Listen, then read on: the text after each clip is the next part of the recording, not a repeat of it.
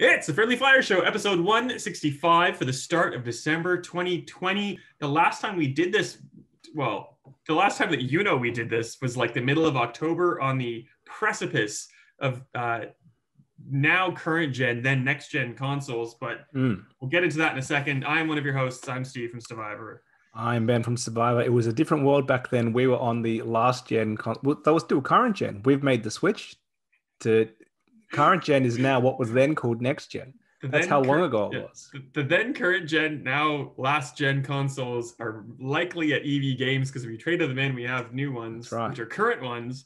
We're not going to talk about consoles so much this time because in between this episode and last episode, we had two amazing episodes recorded with friends of the show and old hosts Gaetano Prestia and Shane Wall, and I'm an idiot and didn't record a single second of like the 2 hours of conversation we had with them.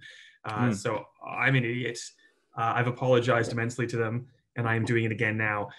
We hope to have them on shortly, and we'll talk about a condensed version of last gen and current gen now. Yeah, Xbox One and Series and PS4 and PS5. Ben, man, like new consoles, I came out of lockdown. You went into lockdown, but then came out of lockdown because it wasn't a real lockdown. Because it was a 3-day lockdown. Yeah, it was tough, man. Let me tell you, 3 days. I had to stay at home. I stayed at home for a 4th day too, just in case, but it was fine as it turns out. Nice. There was a U.S. presidential election. The aforementioned consoles came out. I don't care about any of that because we have too much to kind of get through. That's right. Let's power through. We're doing Review-a-Palooza, and I guess I will start first. I kind of have ordered these in a way that one of us can talk about them, and the other one might be able to chime in if they have played the game since. But I know that I reviewed Watch Dogs Legion, and I don't know if you've played it yet. I played like maybe 4 hours at E3 last year, and I played like 20 minutes since it came out. It is, of the 3 Ubisoft open world games that have come out in as many months, probably the worst, I would say. Okay. If I'm going to put it out there. It's not bad. It's good. The problem, I think, one of the problems is that there are literally 3 giant Ubisoft open world games. And it's like, do you want to commit to all 3 of them? And if you don't, probably leave Legion until last. It's the best of the Watch Dogs games by far, but it's probably like the weakest of the 3 current Ubisoft open world games. It kind of falls flat on the play as anyone mechanic, which if you don't know, you can literally go up to anyone in the world and like scan them and be like, oh, you're a construction worker, or you're a journalist, or you're a sex worker, or you're a painter. That's a word. You're a paintist. And they all have kind of like skills and unique things that make them useful in some missions. But quite literally, if you get a spy and a construction worker, you are set for the entire game because there's nothing that can overcome you at that point. You have all the skills and all the tools at your disposal to just like wreck shop. That was the worry, right? Like there's going to be this clear archetype of character, and if you don't even need to vary them, it doesn't really matter. And they made permadeath. Like when they showed it to us last year, they were like, if you die, Helen's gone. Like this crazy grandma that everyone loved at the time.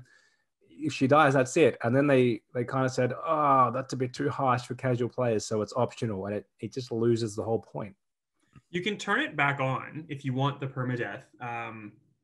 But then, I don't know, like it's so much hassle to find someone in the world that you actually like. So you kind of want to keep them, so you don't want permadeath on.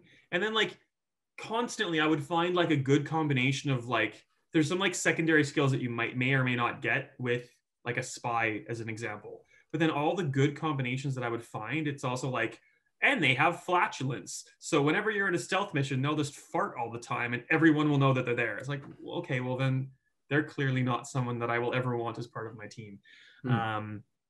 The missions are good. They're pretty repetitive. The world is amazing. If you've ever been to London, it's that, COVID time virtual tour thing that you kind of just like, oh, I know that place. I was there. I did that. So it's cool for that. But it's very samey. And I kind of don't want to be in this world as much as I want to be in a different world. That's why I'm playing video games right now. So this is a good segue because we're trying to like fly through these damn reviews. I think probably the best of the Ubisoft open world games, and I think that you'll agree with me from what you've played, is Assassin's Creed Valhalla. So take it away. Well, it's the only one of the three that I've really played a lot, and I played a lot. So I pretty much played. We've got a massive list of launch titles basically, and I barely scratched the surface of any other game because I want to get this one totally done. I'm about 60 hours in, and I'm feeling now like I'm nearing the end. Like there's light that I can see. Like, oh, there it is. It's coming. What level are you, if you know, if I could ask? 270 or something, 280. I'm about 210. Yeah, so I think I'm just shy of 280, but yeah, there's an achievement. There's an achievement at 280 then. Yeah, that's what it's making me think it's near the end. That's actually the achievement making me think that's where you need to get to. And there's some story beats. It's, for one, you kind of finish all the regions of England. I won't get into where you go, and I mean you can kind of follow what's happening because you start in Norway, you go to England, you go back to Norway, you know. But yeah, it's great. It's a bit too long. I wish it was like half this length. So I think Ubisoft at one point said, we realized that Odyssey and Origins were too much at times. And Origins I loved. It's probably my favorite Assassin's Creed game. Odyssey I couldn't get into because it was a year later and I couldn't do it again. So having another gap has helped here. Like I feel like it's different to the other Assassin's Creed being in that Viking era. It works really well. The combat works well. It's brutal. It fits really well. The being an assassin kind of takes a back seat. Like you kind of do no assassinations, and then all of a sudden it's like, oh, this order thing in the side, go kill a couple of them now because we need that for the story. But the rest is totally optional. I like what they've done with mission structure. So they've taken away, these are clearly dud side missions, and here's the main missions. Everything is kind of the same weight. You can tell when something is there just to get XP, but it doesn't explicitly say that it's a side mission. You don't have to do. You kind of just figure that out yourself. But then there's the quirky little world events, which help a guy jump off a cliff for some reason. Like they're really quick. It's where that Assassin's Creed humor comes back in, so they don't lose that. So it's probably it's my favorite launch game on Xbox Series X. Definitely, there's not much competition, but it's by far the best.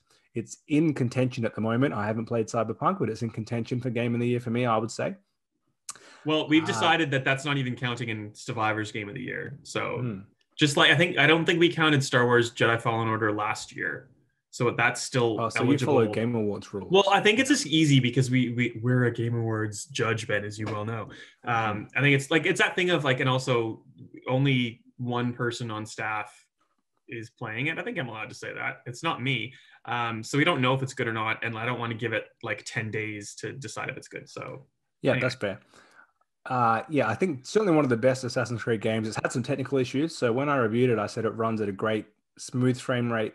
What I didn't realize at the time, because there was new consoles, we hadn't really fully understood what we were playing, is I was playing on a TV with VRR. So, which is variable refresh rate, in case you don't know what the acronym means. So it basically, when this game, when it launched at least, was riddled with constant screen tearing and frame drops on Xbox One.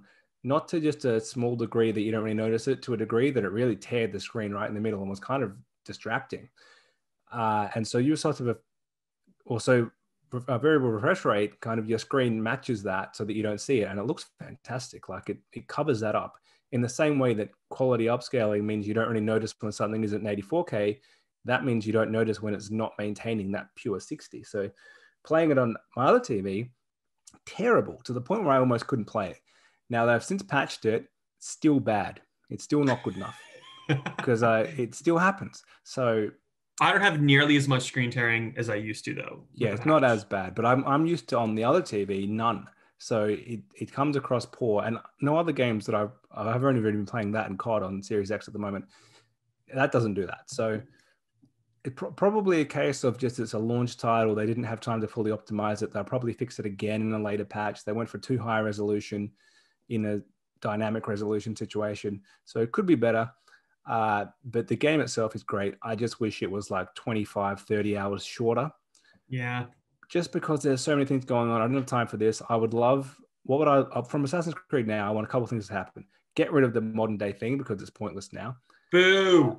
I disagree, but okay, It's anyway. garbage. It's garbage. I forgot what her name was until like she Layla, popped up. Yeah, Layla I was like, who Hassan. the hell I is love this? I love the modern day stuff. I It is disagree it wholly. is barely in this one. Only the stupid fragment of like, oh, it's a glitch in the Animus garbage. Anyhow, agree to disagree on that one. Well, they need another break, so at least a year. I would love 2 years off, and they should come back with a like a mafia style, still open world, but really focused story. So it's don't go explore, follow this story and quality story that's like 20-hour game. I think And that they would be should come back fantastic. and do a like a samurai one and prove to Ghost Yeah, of Tsushima that it's still the better of the exactly the same damn game franchises, basically. yeah. I agree with So everything you just said. and It's that's and the Assassin's sad Creed. thing is that's like Assassin's Creed is usually my Christmas game that I will go like when I have a giant Christmas break and be like, oh, I'll fit like I didn't finish it, but I'll finish it up then. And like that was the Hmm. same thing with Odyssey. It was way too long, but I started it and then I kind of like finished it later. But you can't do that this year because Christmas is definitely going to be Cyberpunk time. Like Unless you're going to wait for the proper next gen version, no one's gonna because wait. No one's gonna have any patience to wait. Who are we kidding? In my opinion, anyway. yeah, that's true. The third and final Ubisoft open world game is Immortals Fenyx Rising, formerly called Gods and Monsters. It's by Ubisoft Quebec, who did Assassin's Creed Odyssey. It's the same kind of like Greek mythology.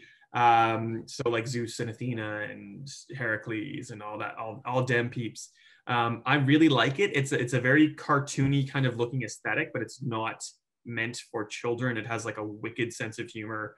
I really love Greek mythology, so I'm into that whole thing from the get go.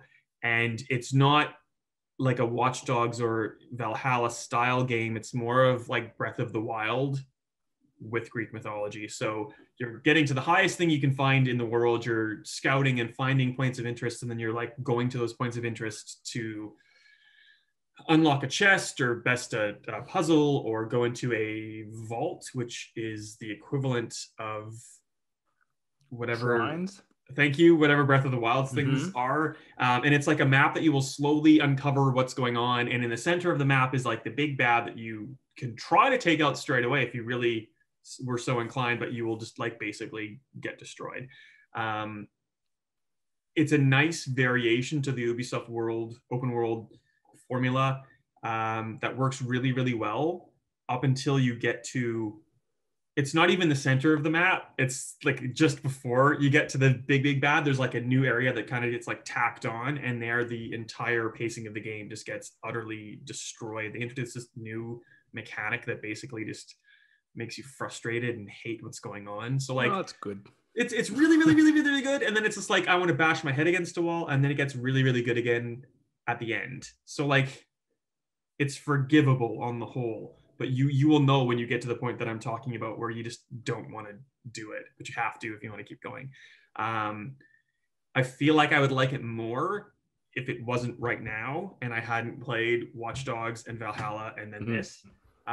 Weird time to release it. That February, March seemed like the perfect time just to put it out there and get it out of its own games and also Cyberpunk's window. Yeah. Odd time. So like I'm glad I'm done, and I think I would have enjoyed it more in a different time period, and I would have liked it more. I still like it. I want to see a sequel, and I think if they do like a break for AC, they could do like an Immortals game and then AC and at least like space it out. Yeah, like just random bad timing. You should definitely play it. Give it some time to breathe, and then you'll probably enjoy it more.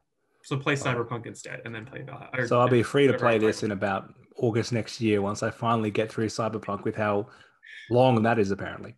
Yes. Well, Mm. yeah. Black Ops, Call of Duty Black Ops Cold War, the longest Yeah. game title. Oh, that's not even true. The second longest game title in what we're about to review.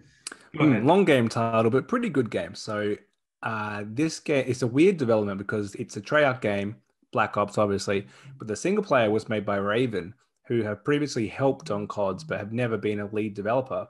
So there was some falling out. Raven and Sledgehammer working on a game. Activision and Sledgehammer fell out.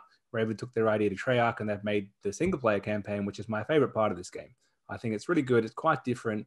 It's not the big warfare Call of Duty. It's very Bondy. It's Cold War. You're a spy in this like espionage thriller, basically. Really fun. There's a lot more. There's actually stealth, which is very uncod. Like you would often get the one token, you're a sniper stealth mission, be quiet guy. And that didn't last very long. But these ones have some, one of them you're infiltrated like a Soviet base and you have to kind of sneak around in uniform and find out who the mole is or whatever it is you're doing. So yeah, I think it's different. You wouldn't want this from COD every year, but the fact that they've said, let's try something quite different is good.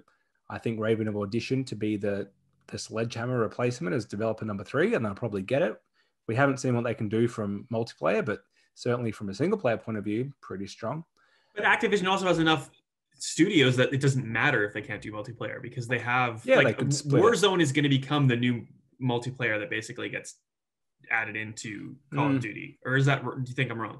I'm not sure. I think Warzone's very different. It's the first time we've ever had them say, because Black Ops Cold War has been added to Warzone's stuff, so that's got all the weapons have gone over there, or a bunch of them have at least. So it's kind of them saying, it's the first time I can think of ever where they've merged two together to say this mode is cross game basically. Because Call of Duty's model has always been buy a new game every year because we'll just keep getting loads of money.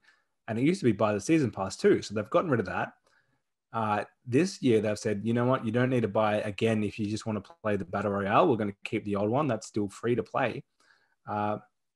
Very different. I think they're still going to go we absolutely don't need it anymore, but they're going to go the new COD every year until people stop buying it because it's just such a money maker for them that why would they stop?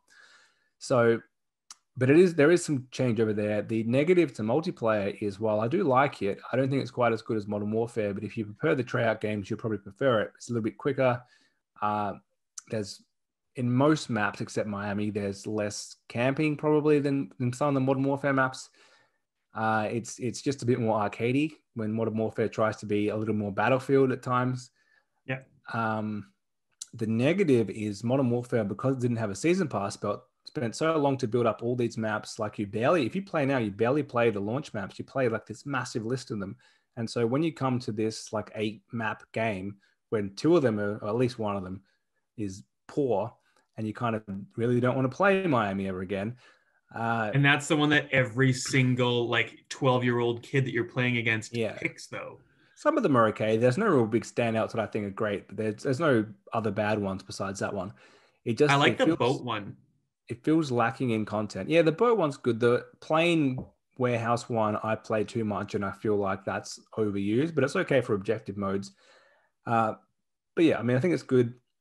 The next-gen features are actually pretty good. I think they got overlooked by a lot of people because you can choose ray tracing at 60 or 120. And ray tracing, I think, like when you look at Watch Dogs, we kept thinking, oh, it's reflective puddles, to the point where I was thinking, this is not worth it. Just give me the higher frame rate, especially because those puddles are too reflective. I've never seen a puddle like that in my life. COD uses ray tracing for shadows. There's no reflection ray tracing that I could see. And so when you like watch a side-by-side video, you see actually it's the shadow that makes it look real. That's what's making this scene looks next gen. Like the characters look very, as they look very cross-gen. Add in those super real shadows and it looks amazing. But I would only use that in the campaign because in multiplayer, the 120 mode is like flawless. And that just compares to Assassin's Creed struggling. COD, I think it is at 1080 or 1200p or something, but it runs like a 120 smooth. So yeah, it's just a different level of tweaks. It's probably one of the more next-gen games. You don't realize it's one of the more next-gen games. And yeah, that's COD this year. I haven't played the campaign yet, but I have been saving it until I can enjoy it because it's only like 5 hours.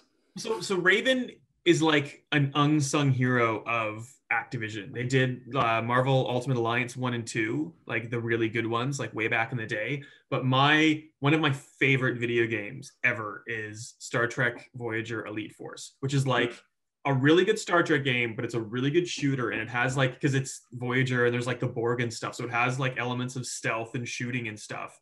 So like when you were saying that, I'm like, oh, I see where this is going. So that was amazing. And then they spawned a sequel and then that kind of just fell off the face of the earth. But like Raven is really, really good at what they do. And they're established and really good. But like I said, like one of the kind of like unsung heroes of Activision, kind of like Beanox. Because if you're not like a Treyarch or a Sledgehammer, or what's the other one, Infinity Ward, even though like it got gutted and then became Infinity Ward again.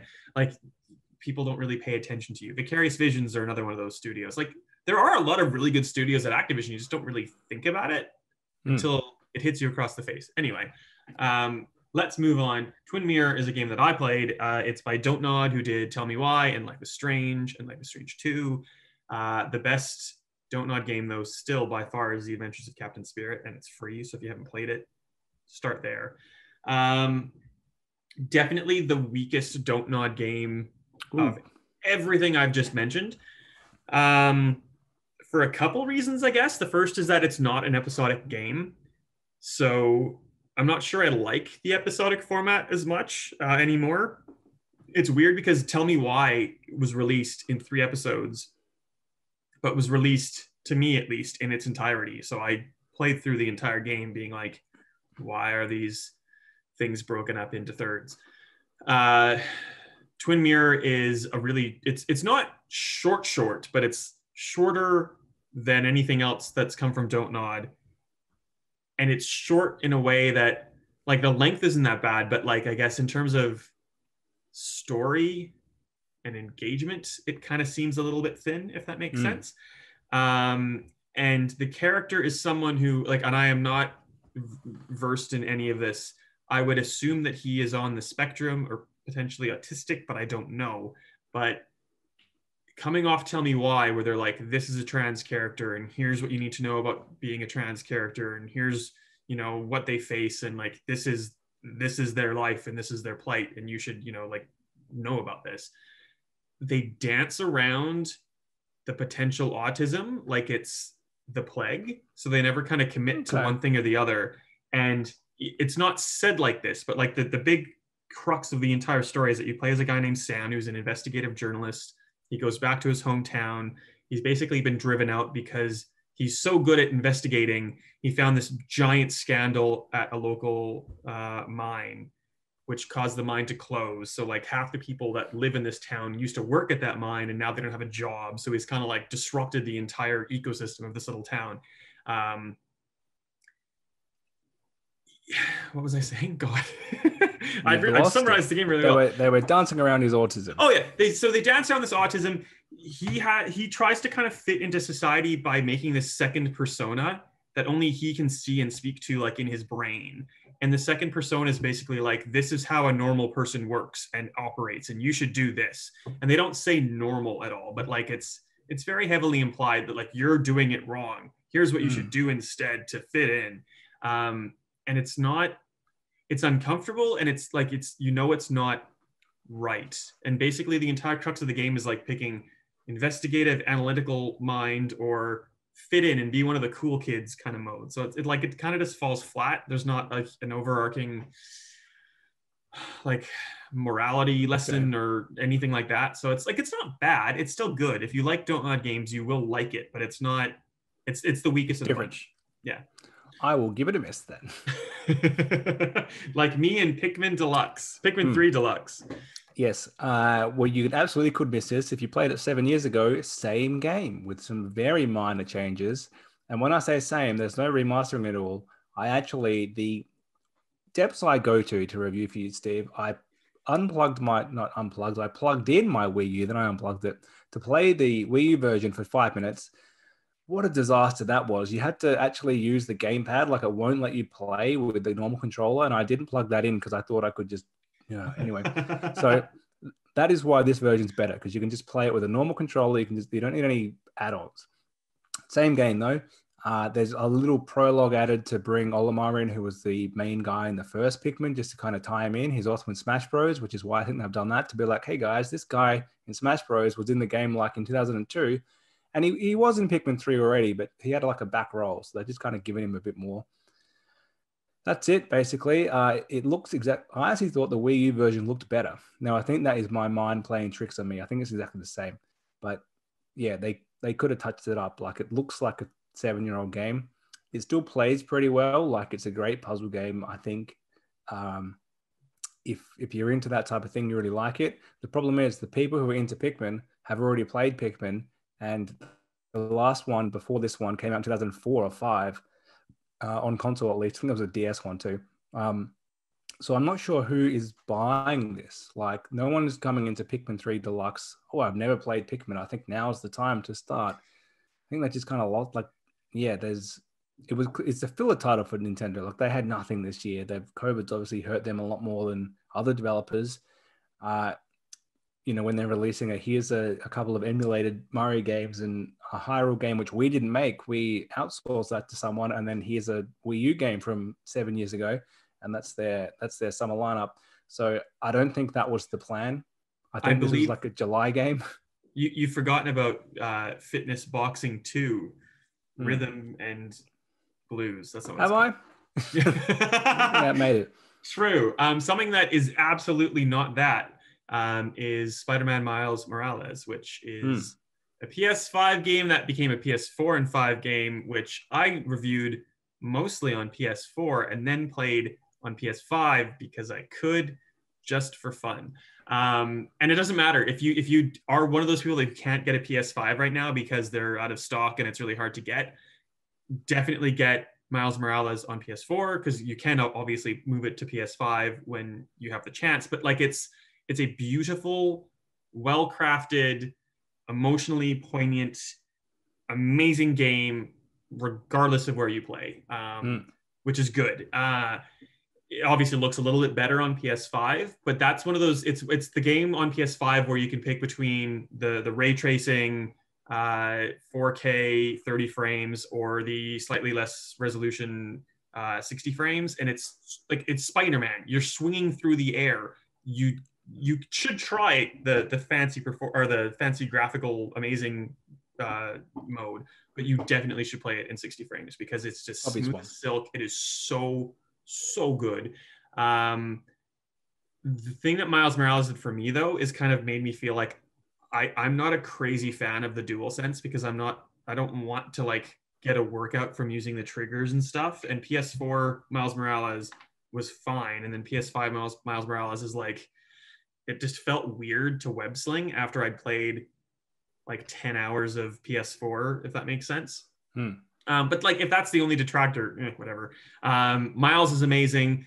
Manhattan is the same size as in the original Spider-Man, but like just leaner, and it feels more personable. And they've taken like the top chunk of Harlem and really, they've changed it up for the story, obviously, but they've also changed it up to make it feel more like an actual borough. So if the original Spider-Man on PS4, however many years ago, 3 years ago, felt like a love letter to like the entire island of Manhattan, this feels like a love letter to Harlem, and it also feels like a really tight look at Miles and the people around him who make him Miles, if that makes sense. It's very, very good. It's short, but it's like short in the way that it still feels complete and whole and like worth every minute of your time.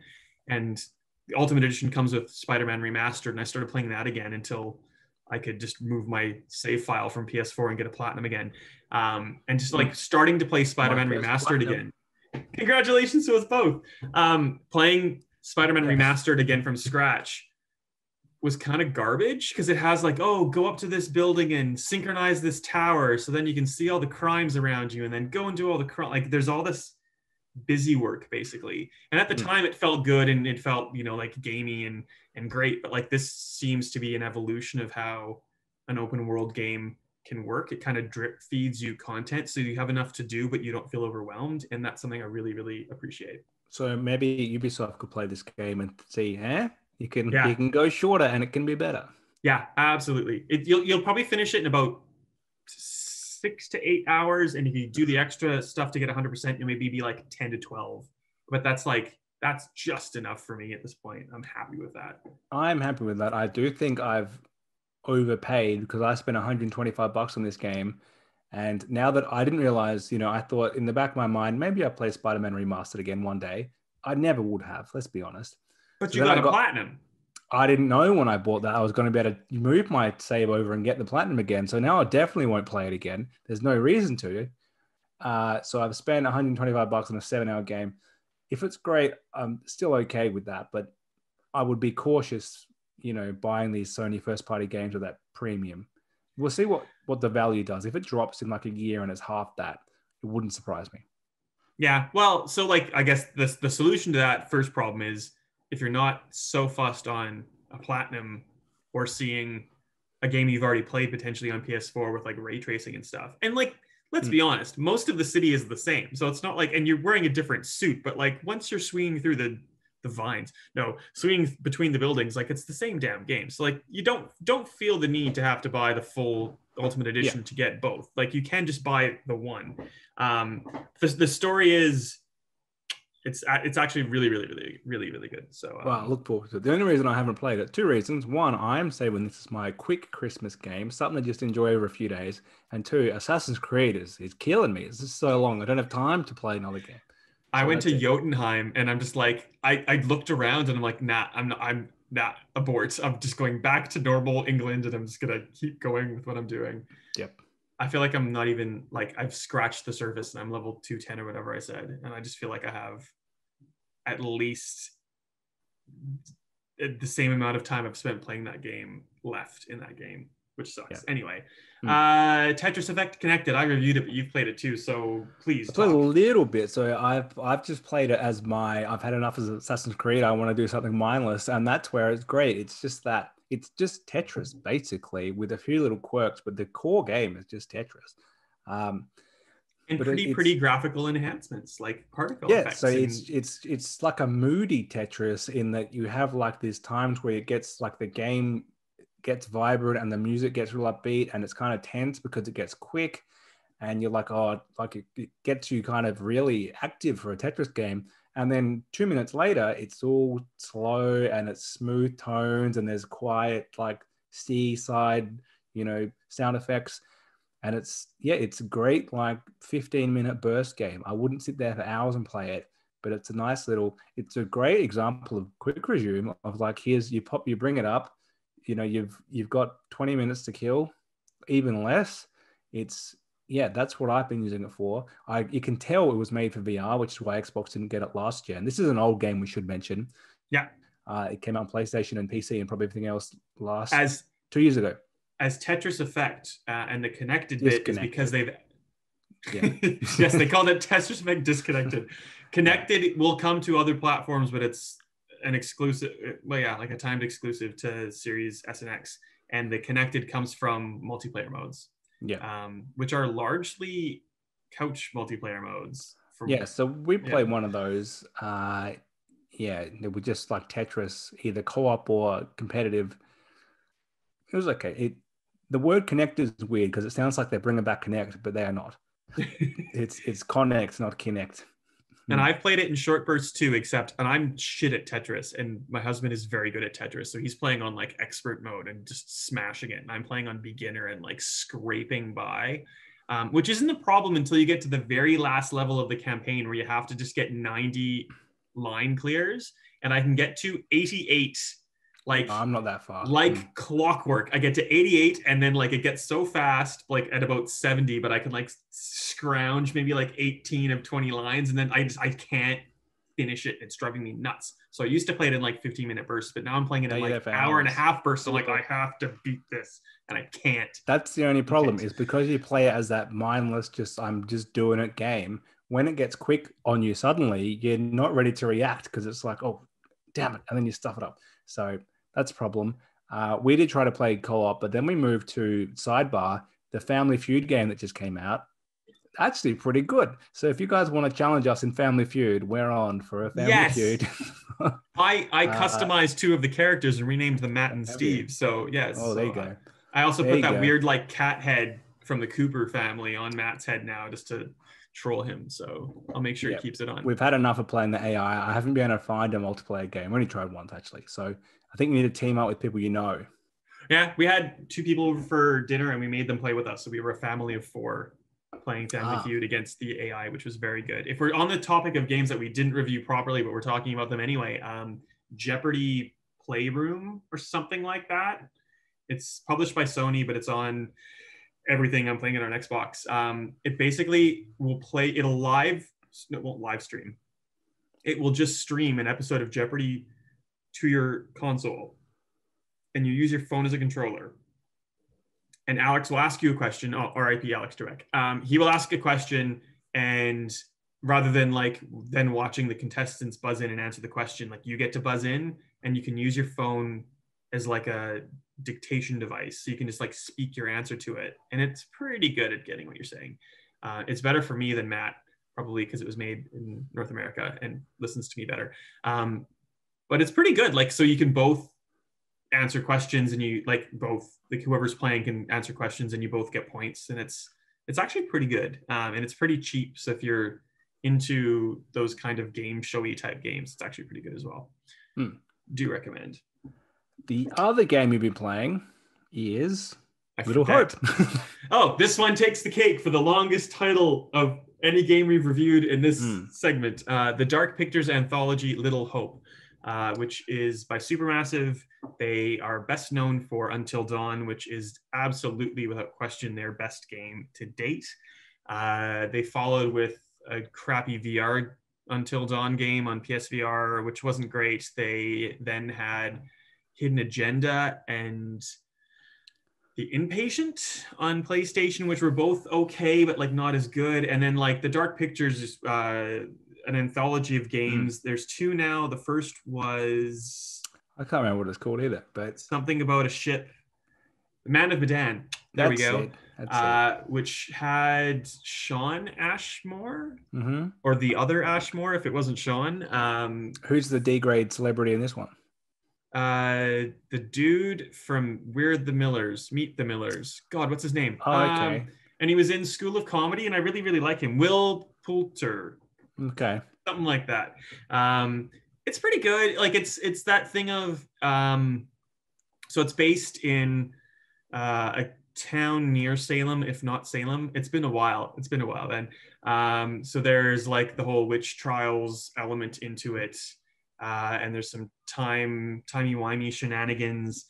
I liked Man of Medan, but Man of Medan kind of took like a cop-outy like way to end it. It's like, oh, it's just like this. That explains all the weird stuff that's been happening for hours. It was good at the start and got progressively worse, Man of Medan. I wasn't trying to ruin it. I was trying to explain it without like spoiling what happens, but like, you know what I mean?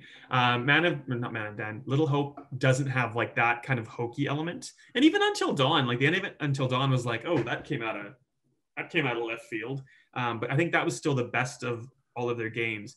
There's still that same sense that Supermassive doesn't know how to end what they start, I think. Like they have a really kind of good setup that slowly just kind of devolves into like, okay. It's still good, but I don't know. There's just so many things out right now. Like if you missed it, you're probably not like, I don't think you need to like crawl back towards it if you've missed out at this point. Based on the last one coming to Game Pass pretty quick, like within the first 6 or 9 months or something, good chance that'll happen again. So that is what I'm going to wait out for. So you reviewed it. I think I took my Xbox with me to Vancouver because I went to the Coalition to do something for Gears, but I had a lot of time to kill. So I played Man of Medan in the hotel room by myself. And I'm like, this is all right. And you reviewed Man of Medan and played it in movie night and said, oh, it's way better in movie night. And I'm like, I should try that sometime. So we played Little Hope in movie night mode. And you're absolutely right. You take a couple characters with how many ever people are playing, and you just kind of like commit to doing the best by those characters.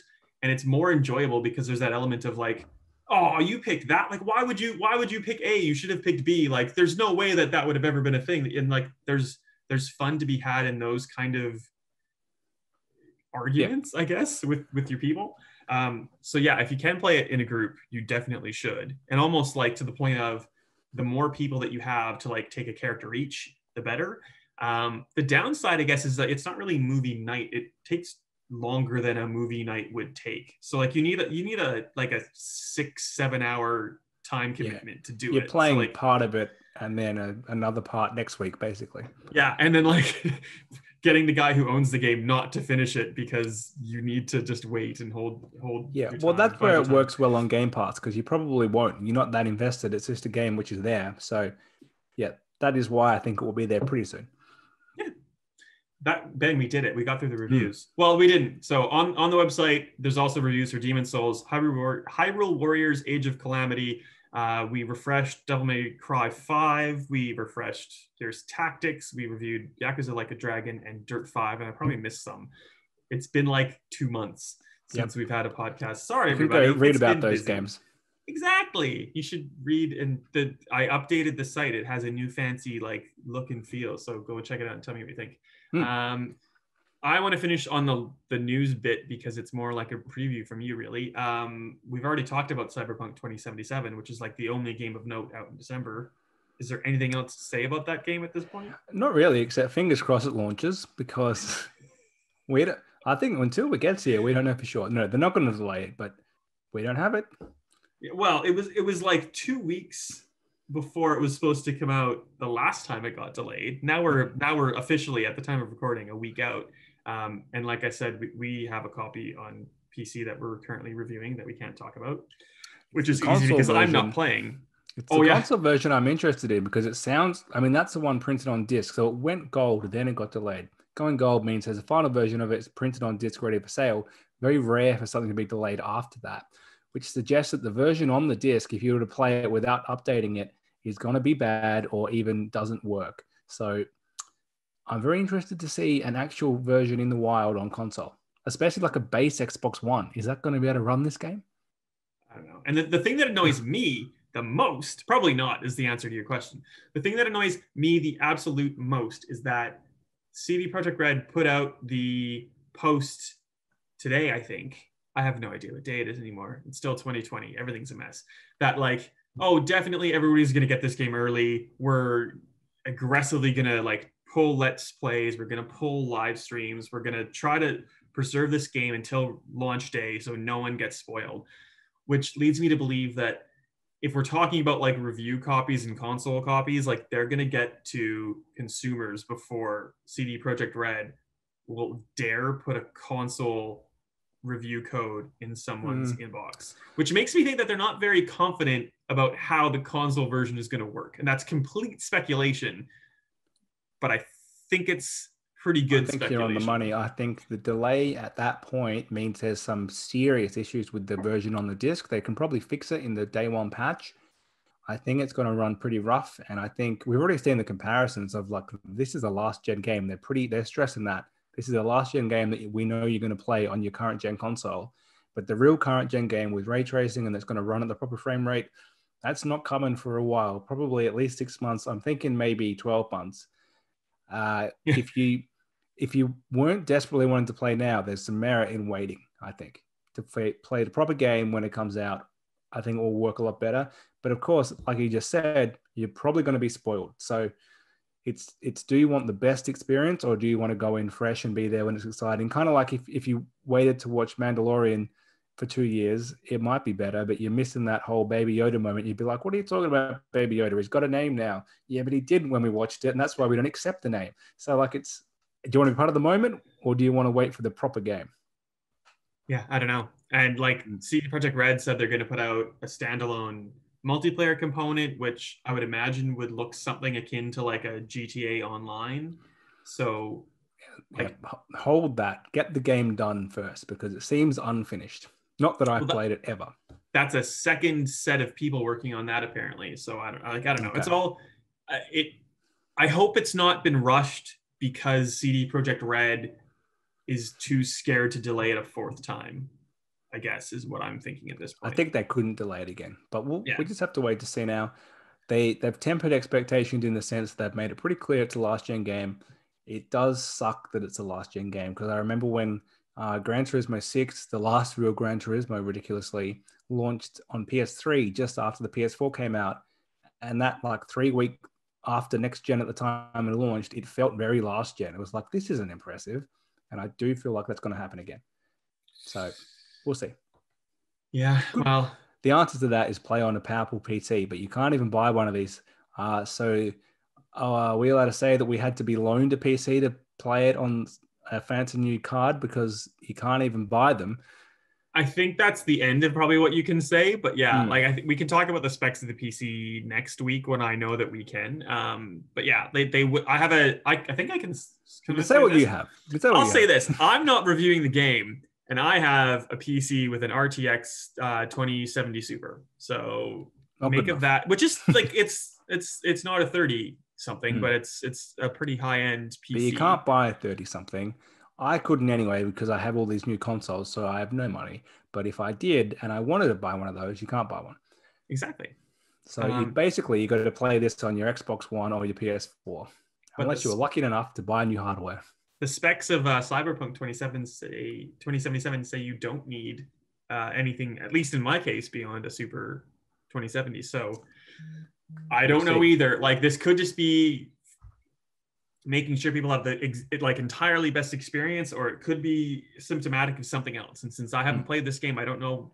I don't have an answer, so I'm not like trying to allude to something. It's stuff that I'm thinking because of the situation, and I definitely know that that's not embargoed because I have no idea what I'm talking about, nor do I most of the time.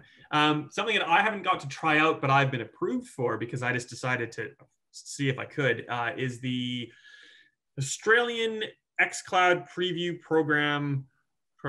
Nope, that's program twice, which is what countries like Canada and the US and the UK had before XCloud rolled in proper. Those countries have now shifted into God, the naming convention, these are so stupid. The already through the preview program ones are called no, they're not. They're called Xbox Game Pass Cloud Streaming, because that's not a great title.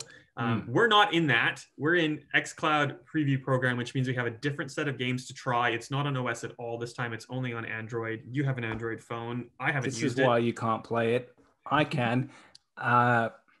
It works great. So for all those people complaining about our internet's going to be too shitty, I think a lot of the work is on Microsoft's side. It streams flawlessly. So this whole time, I should note, we've had the feature to stream from your own console to your phone or whatever. This works better than that. It's a more stable connection. Damn. Because I use that and I love that. So well, my test is on 5G, so like away from your house. So like that's, if I'm in my house, I'm probably going to play on my console a little bit, maybe on the couch on this, but not a lot.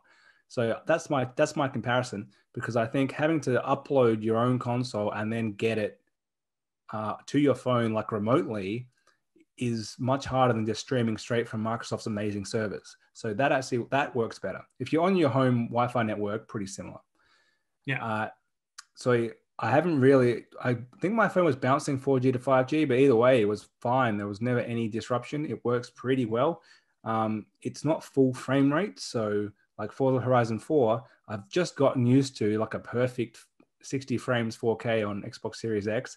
And it's probably like a 25, maybe 20, maybe 15 frames. I don't know. It's hard to judge. If I was coming from that last gen mode, which was 30 frames 4K, I may not have noticed as much, but it's certainly a big drop. It's sub 30. I don't know. Maybe it's like Digital Foundry would tell us, but it's probably like 20 or something. Yeah. Not terrible. Fine for a mobile screen, but I wouldn't pick it over my console. But remotely away from home, it's amazing. It looks great. It plays really well. Like, it looks way better than any Switch game, and runs just as good, if not better than any Switch game. The controller clip I do find a bit uncomfortable. And side note, the controller clip I had is for an Xbox One controller. Doesn't fit on an Xbox Series controller. Really? The Moga one? I don't know, but they're different size, the controllers. So they don't fit. JB Hi-Fi, I've looked up the retailers. They're coming soon, the clips that do work. So I actually didn't have a controller that worked because I traded them all in. Well, I've got one. So I had to just do the awkward non-clipped, like playing in it. Prop up the phone. And yeah, because the one that does work that I was using was my Elite Series 2. So that still fits, but that's my main controller. So I don't want to be taking that have to pair it. Yeah. And then the Elite Series 1 doesn't have Bluetooth. So it's anyway. So what I've done is, Tano's not on this show, but I've ordered a Razer Kishi because he said it's amazing. It's coming from Amazon US. So I think I'm going to get it in about 6 months. And hopefully that'll give me that Switch style play with the control on the side, and I can enjoy, a little bit of lunch break Xbox, because it loads up quick. It syncs your saves super quick. It's pretty good. So I'm excited for this for a million reasons. That everything you've just said is one of them. I'm excited for an Xbox app on your TV, like Phil's kind of alluded might be happening. My mate Phil Spencer, head of Xbox. He or told you also at dinner, like right? Yeah. exactly. I had him over the other day because we're out of lockdown. Or like if they have an Xbox dongle that you like plug in like a Chromecast, like I think you're right. Like I don't really have a giant need to play a video game on a phone, like out somewhere. I will play on my couch. Like if I want to hang out with Matt and he's watching like Real Housewives and I have no interest in Real Housewives, I will like use the console streaming on my home network to my phone on the couch just fine. Like I don't need XCloud for that really because I can just use my console on my Yep. network. But like, yeah, so like, but depending on your situation, it might be better for you to use 5G to download the game and use like Microsoft's Azure cloud to do the upload of that transfer rather than you doing both through your network. Yeah. But like if I went to Vancouver to talk to the coalition, which isn't going to happen for years now with COVID, but like if I go to a hotel and I don't have to bring an entire Xbox with me, I can just plug in something or just like turn on an Xbox app and have like a slightly lesser experience because it's not a box driving the TV experience, but it's still like close. Like that's a game changer. Like having to not bring an Xbox with you and have like maybe a dongle or maybe just even just like a controller with you to use on the TV that supports it. Like that kind of thing is cool. And I think Microsoft's been really good about saying it's not meant to replace the console. It's meant to like accompany the console. It's meant to be like another experience that you can have. And depending on how you want to do it, like that might be your primary experience. But like if you have a console at home or two consoles at home, like we both do, like it's just in case kind of thing. So yeah, it has a place. It works well. I think that's where it's coming in. I think they probably need the dedicated app to be successful, but the dongle should be there too because you can take it to your friend's house or whatever who haven't bothered with the app because they don't care. But like, oh, here we go, we're going to play this game quick. So there's certainly a market there. But if you're a commuter who wants to play it, I don't know how well it would work on like a moving train, but if video, like it seems fine. So there's certainly, I think there is that post-COVID world, even just quickly on a lunch break, like playing it remotely is valid. And that's what the here and the now is about. And that's what it works for. And that's one of the cool things, I'm just like Microsoft fanboy. So that's one of the really cool things about the entire Xbox ecosystem right now. It's like you take a game and you're either playing it on your console or your PC or now on your Android on a train. And it's not like you need to import your save or do anything special because it follows you everywhere. Like you don't have to do anything. That whole ecosystem is now set up to support any of those combinations of things. Whereas like even Spider-Man on PS4 to PS5, you have to like go through steps to get from A to B or else it won't work. So like I like that it's it's consumer friendly, it's player friendly rather than it's different ways of thinking about it. We've talked about it before. Xbox want you to play their games wherever you want and then want you to subscribe. PlayStation want you to buy a PS5. So they make it a bit hard to get on there, but once you're there, you're stuck there. So it's clear business models. And it's however you want to play. It's like this. Yeah, it's however you want to play. Like there's not a right or wrong. It's just like how will you benefit the most? Like pick the thing that you think is best, which is cool. Yep. I don't have anything else to say. That's it for this episode. We smashed this. I'm so proud of us. We went through so many things. We're gonna be back. We're gonna have at some point Tano and Shane, former hosts, occasional special guests. They're gonna be back. We're gonna do 2 episodes relatively soon. We're gonna do a retrospective of last gen, and we're gonna do a next gen launch. No, sorry, now current gen launch console chat because we both have both consoles, but Shane has gone PlayStation, Tano has gone Xbox, so we can get a bit of the one camp only, and we can be we're down the middle. We've gone both. And I've taught you how to record the Zoom session too. So if I accidentally forget to record 2 hours worth of stuff, maybe we'll have a backup this time. It was a live show with no audience. It's the lost episode. The lost episode is what it is. It was honestly the best time I had in weeks at that point, especially in lockdown. It was so good. I feel so bad that I completely stuffed it up, but like I'm happy that I had that experience, and I'm happy that the 4 of us did. I'm sorry that everybody else didn't get to take. They were the best episodes in probably the whole time we've done this show. I'm going to talk them up. They were so good. There was no false comments. It was all correct. It was the first time we had a factual show, and you cannot fact check that. Put that on the box. That's it. Well, we can look forward to more throwbacks like that when we see you next time for hopefully what are we doing first? The retrospective episode, probably. I thought we'll either do it retrospective across both consoles, or we might divvy it up between Xbox and PlayStation. We're still arguing. Okay, so we don't even know. Depending on availability, but our goal is to get our listeners or viewers, if you're watching on YouTube now, some episodes before Christmas as a Christmas gift, maybe. That's true. So, okay. But don't hold us to that. No, we'll do it. We'll lock it in. Guaranteed. Put that on the box. That's it. You can find us at Stevivor.com. I think if I've done this right, you can see where to talk to us. Ben is Ben. That's me. _ Salter on Twitter, and I'm SRightAU on Twitter. And then you can just go to Stevivor and find us otherwise, if not. Fantastic. Anything else, Ben? No, that's it. Bye.